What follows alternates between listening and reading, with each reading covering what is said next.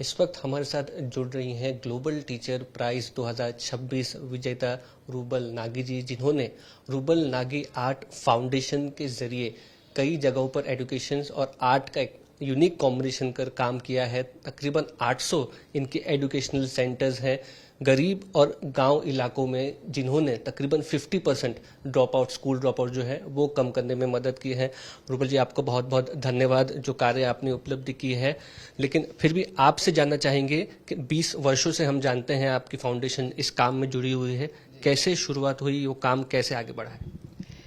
बहुत बहुत धन्यवाद। और मैं ये कहूंगी कि जो मुझे जानते हैं वो ये हमेशा कहते हैं कि मैम ने जब शुरू किया, रूबल ने कहाँ से शुरू किया, मुझे बच्चों से बहुत प्यार है। मैं जब खुद बच्ची थी तब भी मुझे बच्चे बहुत अच्छे लगते थे और मैं बच्चों के बीच में रहती थी। अभी भी मैं सबसे ज्यादा खुश तभी होती हूँ जब मेरे आजू बाजू बहुत सारे बच्चे रहते हैं। आई थिंक वो जो उनकी purity, innocence and unconditional love और बॉन्ड जो मेरे साथ है, आई थिंक वही मेरा सबसे बड़ा एक, वो कहते हैं ना, एक इंस्पिरेशन है जो मुझे हमेशा पुश करता है कि हम और आगे ज्यादा से ज्यादा बच्चों से जुड़े। सो ऑलमोस्ट 25-26 साल पहले जब मैं मुंबई आई थी, now this year will be the 27th year of me being in Maharashtra Mumbai, तब एक साल के बीच में ही मैंने बहुत सारे आर्ट वर्कशॉप्स जो हैं वो ऑर्गेनाइज किए थे। एंड एक तो वर्कशॉप्स के एक्सपीरियंस स्पेशली ऐसे थे जो बहुत हार्ट रेंचिंग थे और बहुत मुझे उन्होंने भावुक कर दिया कि अगर एक बच्चे ने पेंसिल नहीं देखी तो आप क्या कर रहे हैं। मुझे ऐसा लगा कि मैं अपनी तरफ से कैसे कंट्रीब्यूट करूं कि मुझे दोबारा कोई ऐसा बच्चा ना मिले जिसने एक पेंसिल नहीं देखी, क्योंकि आई थिंक पेंसिल भले आप स्कूल जाएं ना जाएं, आपने देखी तो है। तो कुछ ऐसे एक्सपीरियंसेस होते हैं लाइफ में जो टर्निंग पॉइंट बन जाते हैं आपकी लाइफ का। तो ये एक वैसा एक्सपीरियंस था। और उसके बाद हमने धीरे धीरे, और मैंने, क्योंकि मैं खुद एक आर्टिस्ट हूँ, मैं एक स्कल्पटर हूँ, तो मुझे जब हमने आर्ट वर्कशॉप्स की तो मैंने देखा बच्चों का नंबर उस आर्ट वर्कशॉप को अटेंड करने के लिए हमेशा बहुत ज्यादा रहता था। अगर आप क्लासरूम में जाके उनसे बेसिक बात करेंगे पढ़ाई की तो वो इंटरेस्टेड इतने ज्यादा नहीं होते हैं, मतलब दिखाते नहीं थे कि इंटरेस्ट। लेकिन जब मैंने भी कहा बच्चों से, शुरुआत की बात बता रही हूँ, कि हु वांट्स टू पेंट, कौन ड्राइंग करना चाहता है, कौन पेंटिंग करना चाहता है, तो जोर से बच्चों की आवाज आती थी, teacher we want to do it, सबके हाथ खड़े होते थे। तो कहीं ना कहीं एक मेरे को वो बोलते ना, एक गाइडिंग लाइन भगवान की तरफ से ही अपने आप भगवान ने दिखाई कि आर्ट के माध्यम से, आर्ट बेस्ड एजुकेशन के माध्यम से आप ज्यादा से ज्यादा बच्चों से जुड़ सकती हैं। तो 30 से शुरू करके 300, 3000 ऐसे करते करते जब हमने वर्कशॉप्स कंटिन्यू रखी और बच्चों की तादाद, बच्चों का नंबर उसमें बढ़ने लगा, तो कहीं ना कहीं मुझे भी as a teacher, as a social worker समझ में आने लगा कि आर्ट बेस्ड एजुकेशन से बच्चे बहुत ज्यादा सीख सकते हैं। नाउ व्हेन आई से कि आर्ट बेस्ड एजुकेशन का मतलब ये नहीं है कि सब बच्चे आगे जाके आर्टिस्ट बनेंगे। फोकस ये था कि हम लर्निंग को कैसे फन बना के रखें, इसलिए हमारी टैगलाइन भी है educating through art, let's make learning fun. तो जब बच्चों को कुछ चीजों में सीखने में, शिक्षा में मजा आने लगे तो पढ़ाई भी आसान हो जाती है। जैसे हम भी अगर वो काम करें जिससे हम खुश हैं, जिससे हम एंजॉय करते हैं, सो लर्निंग बिकम्स इजी। तो आपको सीखने में बहुत मदद होती है। आपको सिर्फ किताबें पढ़ के याद करने के लिए, वो बोलते हैं, उतना स्ट्रेस आपको दिमाग पे नहीं लगाना पड़ता। तो कहीं ना कहीं आर्ट बेस्ड एजुकेशन जब हमने बच्चों में धीरे धीरे इंट्रोड्यूस करना शुरू किया तो हमने देखा कि जो बच्चे स्कूल नहीं भी आ रहे थे वो भी आने लगे, जो बच्चे नहीं जाते थे वो भी आके हमारे वर्कशॉप कहने लगे कि मैम हमें भी स्कूल जाएंगे। क्योंकि मैं उनको हमेशा ये कहती थी, जिसने आर्ट वर्कशॉप में, क्रिएटिव वर्कशॉप में आना है उसको स्कूल जरूर जाना है। आप स्कूल जाओगे तो ही यहाँ पे हमारे साथ वर्कशॉप में पार्टिसिपेट करोगे। मुझे आपके स्कूल सर्टिफिकेट्स देखने हैं। So that really helped us gate children. But when I talk about creativity, I don't talk about only painting, I talk about poetry, music, drama. ये सब चीजें थी जिन्होंने हमें बहुत, एक बोलते ना, एक holistic approach and growth for children, जिसने हमें बहुत हेल्प किया।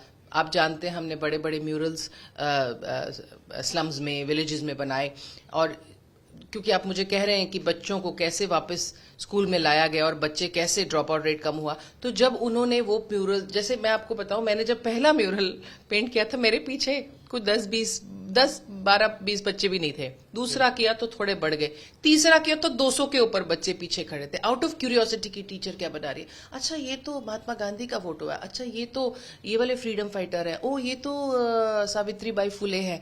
तो you know that's how they connected.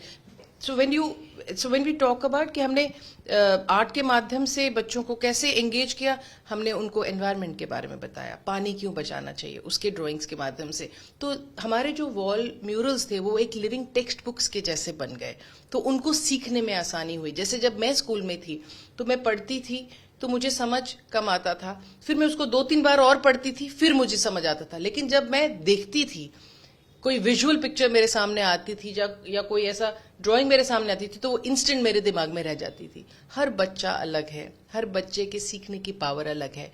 तो हम टीचर्स अगर अपने सिखाने में थोड़ा वो बोलते हैं ना कि ऐसा एक माध्यम ऐड कर दे जिससे बच्चों को सीखने में आसानी हो, तो बच्चे पढ़ाई को एंजॉय करने लगते हैं। एंड इसीलिए हमारा नंबर बढ़ते बढ़ते बढ़ते गॉड इज काइंड बहुत सारे बच्चों तक हम पहुंच पाए। देखिए, आप जो बता रही हैं वो सुनने में अच्छा लगता है, लेकिन किसी चीज को उस अमल में लाना बहुत वक्त देना पड़ता है, बहुत एनर्जी देनी पड़ती है, कई तरह की मुश्किलें सामने आती है, कई बार अपने घर से दूर रहना पड़ता है। उन एक्सपीरियंस, उन दिनों के बारे में बताइए जब आप अकेलापन या आप ऐसे एक तरह से स्ट्रगल था उस जर्नी में। देखिए, स्ट्रगल तो अभी भी है और स्ट्रगल चलती रहेगी। और मैं कभी भी स्ट्रगल को मैंने नेगेटिव नहीं लिया, क्योंकि ऐसा कोई प्रोफेशन नहीं है जिसमें स्ट्रगल नहीं है, जिसमें हार्डवर्क नहीं है। और जब आपको, मैं हमेशा कहती हूँ, जब आपको कुछ अच्छा काम करना है और अगर आपको भगवान मौका दे रहे हैं कि आप वो करें जो आपका पैशन है, जो आप, वो बोलते हैं ना कि आपको ये मौका मिल रहा है, आप इतने भाग्यशाली हैं कि आपको ये मौका ऊपर वाला दे रहा है कि आप कि जाइए वो करिए जो आपको सबसे ज्यादा प्यारा है, जिससे आपको, जिस प्रोफेशन से आपको सबसे ज्यादा प्यार है। तो फिर हमें तो 10 फोल्ड नहीं 200 फोल्ड नीचे आके ऊपर वाले को थैंक यू कहना चाहिए। एंड चैलेंजेस अभी भी हैं, आई मीन अभी भी बहुत सारे नए एरियाज हैं जिसमें हमारे इंटरवेंशंस शुरू होंगे। We are looking at 40 new centres in this 2026 and learning centres के साथ कंप्यूटर सेंटर्स। आज मुझे सुबह से कश्मीर से वीडियोस आ रही हैं, बच्चे मदरसा में जहां पे हमारे कंप्यूटर सेंटर चल रहे हैं वहां से कॉल्स आ रही हैं, मैम कॉन्ग्रेचुलेशंस की। तो देश भर में जहां जहां पे भी हमने काम किया है, B it 1 year 2 year 3 year 5 year 10 year, जो बच्चों की लाइफ में बदलाव आया है वो आज सामने दिखता है, लोग बोलते हैं। और चैलेंजेस तब भी थे, अभी भी हैं, लेकिन मैं बिलीव करती हूँ hard work hard work hard work. And I feel blessed कि मुझे ये मौका मिला है कि मैं बच्चों से जुड़ी हूँ, मैं महिलाओं से जुड़ी हूँ और हम उनके लिए कुछ कर सकते हैं। बहुत टाइम ऐसा हुआ है कि लोगों ने बोला है कि मैम आप क्या कर रही हैं, आप म्यूरल्स बना रही हैं, ये क्या होगा इससे। कितने लोगों ने हमारी कलर्स की बाल्टियां इनिशियली उठा उठा के बाहर भी फेंक दी हैं, बोला नहीं नहीं यहाँ नहीं होगा कुछ। बट तो उस समय आपको पेशेंस चाहिए। मैंने हमेशा देखा है, प्यार से, पेशेंस से और रिस्पेक्ट से ऐसी कोई चीज नहीं है जो आप अचीव नहीं कर सकते। अगर आपसे को अंडरस्टैंड नहीं कर रहा है, हमने उनके साथ बैठे हैं, हम बात किया है, उनको समझाया है कि हम यहाँ क्यों हैं और हमें यहाँ कोई एजेंडा, कोई मोटिव नहीं है, बस एक ही हमारा फोकस है कि बच्चे पढ़ें, महिलाएं अपने पैरों पे खड़ी हों। तो जब लोग धीरे धीरे समझना शुरू करते हैं, और ये तो अब इतने 25-26 साल की जर्नी है कि अब तो ऐसा हो गया कि मैम बोले कि बच्चों को हमें ले जाना है, पेरेंट्स मुझे पूछते भी नहीं है कि मैम कहाँ जा रहे हैं, पूछिए हम पिकनिक पे जा रहे हैं। मैं उनको बोलते हैं ऐसे आपको नहीं सुनना है बच्चे कहाँ जा रहे हैं, बस में बैठ के। मैम आप है ना साथ में बच्चे, हम बहुत सारे पिकनिक्स करते हैं ऐसे। उनको एक वो बोलते हैं ना कि अगर आप एग्जाम में अच्छे मार्क्स लेंगे, क्लास में अच्छा करेंगे, तो हम आपको मैकडॉनल्ड्स ले जाएंगे, या हम आपको लोधी गार्डन घूमने ले जाएंगे, या हम आपको यहाँ पे एक्वेरियम म्यूजियम। तो बच्चों को कुछ ना कुछ इनिशिएटिव देने हम इंस्पायर करते रहते हैं। तो पेरेंट्स अब तो पूछते भी नहीं है कि बच्चे कहाँ जा रहे हैं, उनको इतना विश्वास है। तो आई थिंक एक बहुत बड़ी रिस्पॉन्सिबिलिटी है हमारे कंधों पे, एंड आई होप हम इसे अच्छे से फ्यूचर में भी निभा पाएं। बिल्कुल। खाली आपसे ये जानना चाहेंगे कि आपकी जर्नी में बच्चे स्कूल ड्रॉप आउट्स का प्राइमरी रीजन क्या रहा, गरीबी रही या फिर कहीं ना कहीं पेरेंट्स की भी विलिंगनेस में कमी रही उनको एडुकेट करने में? देखिए बहुत सारे रीजंस हैं। पहले जो मैंने देखे थे 20 साल पहले, एक्सेसिबिलिटी, फाइनेंशियल इश्यूज और सिंगल मदर्स, सिंगल पेरेंट, तो उनका ये होता था कि बच्चे जैसे 8-10 साल के हों, जैसे होश संभालें तो कमाना शुरू कर दें। तो पहले तो 2 से 2.5 साल मैंने जब काम शुरू किया पेरेंट्स काउंसलिंग में निकाल दिया, क्योंकि जैसे आप पूछ रहे थे ना क्या चैलेंजेस आए, सबसे बड़ा चैलेंज हमारा लाइफ का ये था इनिशियल स्टेजेस में कि पेरेंट्स को समझाना था कि बच्चों को स्कूल क्यों जाना है। और खाली 8वीं, और आप देखिए प्राइमरी स्कूल और सेकेंडरी स्कूल हमेशा थोड़े डिस्टेंस पे होते हैं, तो बहुत सारे बच्चे मैंने देखा गांव में कि प्राइमरी स्कूल के बाद सेकेंडरी स्कूल तक नहीं जाते। मैंने उनको पूछा कि क्यों, क्योंकि मैं घर घर गई हूँ लिटरली, इन एवरी आपने एरिया। जिन भी बच्चों पे काम किया और ज्यादातर फर्स्ट जनरेशन ऑफ चिल्ड्रन रहे होंगे जो स्कूल में कदम रखे होंगे। जी जी जी, बहुत सारे। तो मैंने उनको बोला कि क्यों, क्या कारण है। तो जैसे पूना में एक स्लम में जहां हम काम कर रहे थे, तो वहां पे ग्रुप ऑफ गर्ल्स, मैं जब, क्योंकि मैं खुद वहां रहती थी पूरा दिन स्लम में, तो बच्चियां आ जाती थी, तो एक ग्रुप आया बच्चों का स्कूल से, तो बोला मैंने मैम फोटो लें, बात करें, तो मैंने कहा आप लोग कौन सी क्लास में? मैम 6th ग्रेड में। ऐसे इसके बाद आप सेकेंडरी स्कूल जाएंगे? उसमें से 3 लड़कियों ने बोला नहीं मैम हम नहीं जाएंगे। तो मैंने कहा आप क्यों नहीं जाओगे? नहीं मैम हमें वहां जाने का कोई साधन नहीं है और हमारे पेरेंट्स नहीं हमें छोड़ेंगे, हमारे घर में भैया हैं, भाई हैं, वो जाएंगे, हमें नहीं भेजेंगे। तो मतलब ये तो आपने सुना है कि लड़कियों को थोड़ा सा पीछे कर देते हैं और लड़कों को पढ़ाना जरूरी समझते हैं हमारे देश में, लेकिन आज वो बदला है। आज मैं देख रही हूं कि लड़कियां ज्यादा आगे आके, जितने भी स्टूडेंट से मैं जुड़ी हूं, लड़कियों के सबसे पहले ऊंची आवाज आती है कि हमें आना है, हमें पढ़ना है। तो ये एक चेंज मैंने देखा है। But yes, there are multiple reasons कि बच्चे स्कूल तक क्यों नहीं पहुंचते हैं। देयर मल्टीपल रीजन, बच्चे बीच में क्यों छोड़ देते हैं। तो वही गैप हमें ब्रिज करना है, और वो गैप आज आप देखिए, मैं ये जो मिड डे मील की स्कीम है, इससे भी बहुत बेनिफिट हुआ है, क्योंकि बहुत सारे पेरेंट्स को मैंने सुना है वो ऐसा बोलते हैं वहां पे नाश्ता भी कर लेंगे, खाना भी खा लेंगे, बैग्स मिल रहे हैं आपको, टेक्स्ट बुक्स मिल रही हैं, शूज मिल रहे हैं, स्लीपर्स तक आज गवर्नमेंट आपको दे रही है। तो हमारे साथ वो बोलते हैं ना कि ये एक कलेक्टिव एफर्ट है कि यहां से भी अच्छा हो रहा है, हम भी अगर अच्छा करें, art based and creativity based education के साथ उनको जोड़ दें, तो बच्चों का नंबर और बढ़ने लग गया। So I think it's a collective effort of different scheme, जिससे बहुत बेनिफिट हुआ। और गर्ल चाइल्ड एजुकेशन में ऐसी आपके सामने बच्चियां होंगी जिन्होंने आपके इंटरवेंशन से स्कूल ज्वाइन किया और आज अपने करियर में सक्सेसफुल होंगी? बहुत सारे हैं, बहुत सारे हैं। मुझे कोई कहता है मैम कोई एक ऐसी स्टोरी बताइए जिससे कुछ आपने कुछ एक आपका वो टर्निंग पॉइंट था। मैं बोलती हूँ एक नहीं, ऐसी बहुत सारी स्टोरीज हैं, और मैंने खुद देखा है कि क्रिएटिविटी के माध्यम से बच्चे कैसे अपने शेल से बाहर आके शिक्षा की तरफ गए हैं। आप देखिए बहुत सारी चीजें हैं, आप बच्चों को छोड़िए, आप अपने आप से पूछिए, आप कितने लोगों को बहुत कुछ कहना चाहिए, आपके अंदर कुछ दबा हुआ है लेकिन आप बोल नहीं पा रहे हैं क्योंकि आपको लग रहा है मैं कैसे एक्सप्रेस करूं।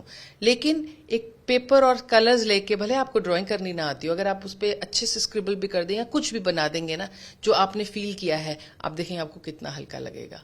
Today we are talking about mental health. आज अब मेंटल हेल्थ बच्चों की इसीलिए खराब है क्योंकि हम सिर्फ उनको बेटा पास होना है, अच्छे नंबर लेने, एक रैट रेस में बच्चों को हमने डाल दिया है। लेकिन हमें फोकस करना है कि बच्चा सही मायने में कैसे सीख के अपने स्कूल से निकले, क्योंकि शिक्षा, एजुकेशन खाली सर्टिफिकेट लेने से, डिग्री हाथ में लेने से नहीं होती है। सही संस्कार, सही प्रिंसिपल बच्चों को अगर हम बचपन से ही देंगे, घरों से, लर्निंग सेंटर से, स्कूल से, तो बच्चे आगे जाके वो सब इश्यूज से जिससे हमारा आज पूरा देश और विश्व जूझ रहा है, वो हमें आप देखेंगे उसमें भी कितना ड्रॉप आउट हो जाएगा रेट, कितना मतलब ऊपर चला जाएगा और अच्छी चीजें ऊपर आएंगी। सो राइट प्रिंसिपल्स एंड राइट संस्कार हमें बच्चों को जरूर देने चाहिए। और बच्चे बहुत फ्रेजाइल होते हैं, उनका मन बहुत प्योर होता है। आप उनको कुछ भी ऐसा बोलना है, ऐसा करना नहीं कर सकते। वो वही करेंगे, वो वही बोलेंगे जो वो फील करते हैं, जो वो करना चाहते हैं। जैसे कल मैं जब आई तो एयरपोर्ट पे मेरे 25-30 स्टूडेंट्स बच्चे आए हुए थे, तो उनको शायद तो मेरी टीम ने बोला था मैम आएंगी, यहाँ और भी बहुत लोग हैं, तो जोर से चिल्लाना नहीं है, शांति से जाके मैम को कांग्रेचुलेशन करना है। लेकिन जैसे मैं बाहर आ रही थी वो ऐसा चिल्ला के भागे मेरी तरह।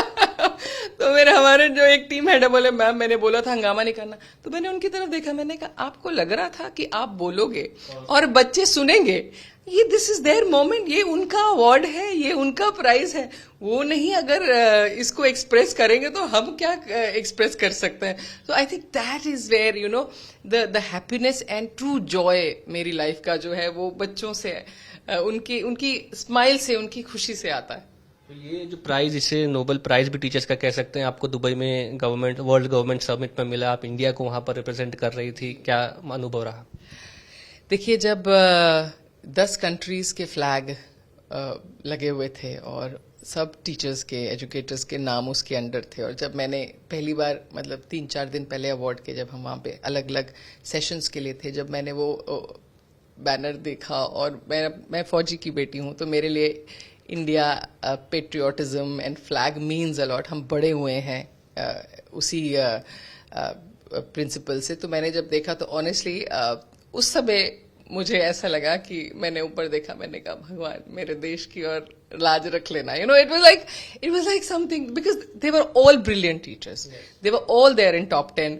और मुझे बताना चाहिए कि तकरीबन 5,000 नॉमिनेशन थे, तकरीबन 140 देशों से नॉमिनेशन थे जिसमें आपने अवार्ड। जी जी जी बिल्कुल। और वो सब भी अपने कंट्री के लिए, अपने लिए प्रे कर रहे थे, मैं भी कर रही थी। बट कहीं ना कहीं एक हिंदुस्तानी, एक इंडियन होने के इमोशन ने शायद तो टेक ओवर कर लिया था, और मुझे ऐसा हो रहा था कि बस मेरे देश की, यू नो, आई ऑनेस्टली उस समय मैं ये नहीं सोच रही थी कि ये प्राइज मुझे मिले। मैं झंडा देखा तो मैंने कहा ये मेरे देश का प्राइज है, मेरे देश में आना चाहिए।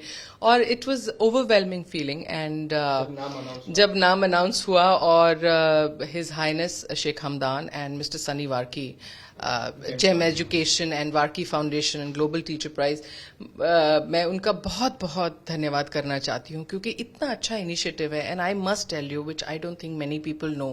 तो जब मैंने जीतने के बाद हम बैठे थे टीम के साथ, बैक टू बैक इंटरव्यूज हो रहे थे, तो मैंने उनके टीम के जो एक मेंबर है उनको पूछा, मैंने कहा what was the concept. I know you are highlighting teachers there, you are giving teachers their due respect, because मैं मानती हूँ teachers always mattered, but they matter the most today. And teachers ही वो हैं जो फ्यूचर लीडर्स, फ्यूचर प्रोफेशंस जो shape करते हैं, not just India, worldwide. और तो उन्होंने मुझे कहा कि आपको पता है रूबल जी, जो हमारे चेयरमैन हैं मिस्टर सनी वार्की, उनका ये थॉट प्रोसेस था कि हम ये ग्लोबल टीचर प्राइज करें। और हम पूरी टीम ने, हम उनको कहा कि इतना बड़ा प्राइज मनी एक अवार्ड के लिए, तो उन्होंने कहा क्यों नहीं, उनके दोनों पेरेंट्स भी टीचर थे। सो कहीं ना कहीं उनका प्यार, उनकी रिस्पेक्ट टीचर्स, उन्होंने अपनी माँ और पिताजी दोनों को बचपन से एज अ टीचर देखा है। तो शायद ऐसे एक्सपीरियंस से जब आप गुजरे हैं, तभी आप इतने बड़े वर्ल्ड स्टेज पे, एक ग्लोबल स्टेज पे इतना बड़ा अवार्ड को आगे लेके जाने के बारे में सोच सकते हैं। सो ये स्टोरी सुनने के बाद मैं थोड़ा अवार्ड से और ज्यादा, प्राइज से और ज्यादा कनेक्ट हो गई, क्योंकि यू नो हम सभी बहुत हम्बल बैकग्राउंड से आए हैं। मैं जब पैदा हुई थी तो मेरे देवली के छोटे से गांव में, जम्मू के, वहां पे मेरे दादा दादी का घर मिट्टी का कमरा था जिसमें मैं पैदा हुई थी, ईंटें भी उसमें नहीं लगी हुई थी। मेरे फादर एक सिंपल फौजी थे। तो बहुत हम्बल बिगिनिंग से हमने शुरू किया है। और आई थिंक जब आपको अवार्ड भी ऐसे किसी इंसान के कॉन्सेप्ट जिसने उनको बनाया है मिलता है, जो खुद बहुत हम्बल बिगिनिंग से शुरू किया है, तो I think you just connect more and you feel really happy and elated. और ये सवाल आपको पूछा जा रहा होगा कि प्राइज मनी के साथ क्या करेंगे, तो ये भी आप बताएं। जी देखिए, मैंने तो कहा भी कि मेरा हमारे तो वैसे और बहुत सारे सेंटर्स चल रहे हैं, बट मेरा एक बहुत सपना था जो मैं पिछले 2-3 साल से देख रही थी कि कश्मीर में एक रिमोट छोटे से एरिया में, जहां मैंने बहुत बार ड्राइव्स की हैं और विजिट्स भी किए हैं, वहाँ पे मेरा एक छोटा सा स्कूल कम लर्निंग सेंटर बनाने का सपना था, जिसमें हम एजुकेशन, कंप्यूटर्स के साथ साथ स्किलिंग भी सिखाएं। तो वो वोकेशनल ट्रेनिंग क्यों? जी वोकेशनल ट्रेनिंग, बिकॉज बहुत सारी महिलाएं हैं देश में जो हमारे साथ जुड़ी हुए वोकेशनल ट्रेनिंग लेके। और हमारा एक प्लेटफॉर्म है स्टूडियो सक्षम, जो ऑनलाइन शॉपिंग पोर्टल है, जो हमने 2 साल पहले लॉन्च किया था, जिसमें सारे प्रोडक्ट्स जो हमारी लड़कियां देश भर में बनाती हैं, महिलाएं बनाती हैं, वो आपको अवेलेबल है वर्ल्ड वाइड खरीदने के लिए। आत्मनिर्भरता हमारी महिलाओं में तभी आएगी जब वो फाइनेंशियली इंडिपेंडेंट होगी। तो हमारे वोकेशनल ट्रेनिंग सेंटर्स के माध्यम से हम उनको इसमें मदद करते हैं। तो ये I think my dream will come true now, और गॉड विलिंग बहुत जल्दी हम उसकी इनॉग्रेशन करेंगे। बहुत बहुत धन्यवाद हमसे बात करने के लिए। रूबल नागी जी जो कि 10वीं टीचर प्राइज विनर हैं, वर्ल्ड वाइड और इंडिया की पहली हैं, और आप कह सकते हैं कि जो एक महत्वपूर्ण बात उन्होंने कही कि उनके लिए गए सालों के एफर्ट्स और गवर्नमेंट की तरफ से जो एफर्ट्स किए जा रहे हैं वो कहीं ना कहीं बहुत अच्छे रिजल्ट्स एजुकेशन सेक्टर में इंडिया को दे रहे हैं। कैमरा पर्सन साहिल चौहान के साथ मुस्तफा शेख, आज तक।